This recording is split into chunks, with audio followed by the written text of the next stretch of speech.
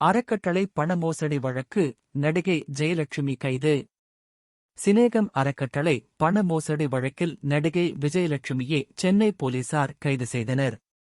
பாடலாசிரியர் சினேகன் நடத்தி வரும் சினேகம் அறக்கட்டளை பெயரை கூறி பாஜக நிர்வாகியும் நடிகையுமான ஜெயலட்சுமி பொதுமக்களிடம் பணம் வசூலித்து மோசடி செய்ததாக கடந்த ஆகஸ்ட் மாதம் சென்னை மாநகர காவல் ஆணையரகத்தில் பாடலாசிரியர் சினேகன் புகார் அளித்தார். அதனடிப்படையில் ஜெயலட்சுமி மீது காவல்துறையினர் வழக்கு பதிவு செய்தனர்.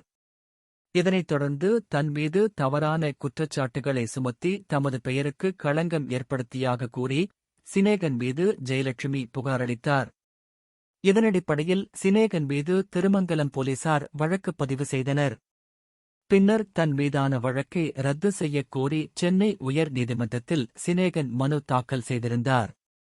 இதனைத் தொடர்ந்து விசாரணையில் சினேகன் மீதான வழக்கை சென்னை உயர்நீதிமன்றம் ரத்து செய்தது. இதனைத் தொடர்ந்து நீதிமன்ற உத்தரவின்படி இருவரின் மீதும் போலீசார் வழக்கு பதிவு செய்து விசாரணை மேற்கொண்டு வருகின்றனர். இந்நிலையில் வழக்கு தொடர்பாக நடிகையும் பாஜக நிர்வாகியுமான ஜெயலட்சுமி வீட்டுக்குச் சென்று திருமங்கலம் போலீசார் விசாரணையில் ஈடுபட்டனர். 3 மணிநேர சோதனைக்குப் பிறகு முக்கிய ஆவணங்கள் ஜெயலட்சுமி இல்லத்தில் இருந்து கைப்பற்றப்பட்டதாக போலீசார் தெரிவித்துள்ளனர். தொடர்ந்து நடிகை விஜயலட்சுமியை போலீசார் கைது செய்துள்ளனர். நடிகை ஜெயலட்சுமி மீது மோசடி, போலியான ஆவணங்களை தயாரித்தல் உள்ளிட்ட 2 பிரிவுகளில் திருமங்கலம் போலீசார் வழக்கு பதிவு செய்துள்ளனர்.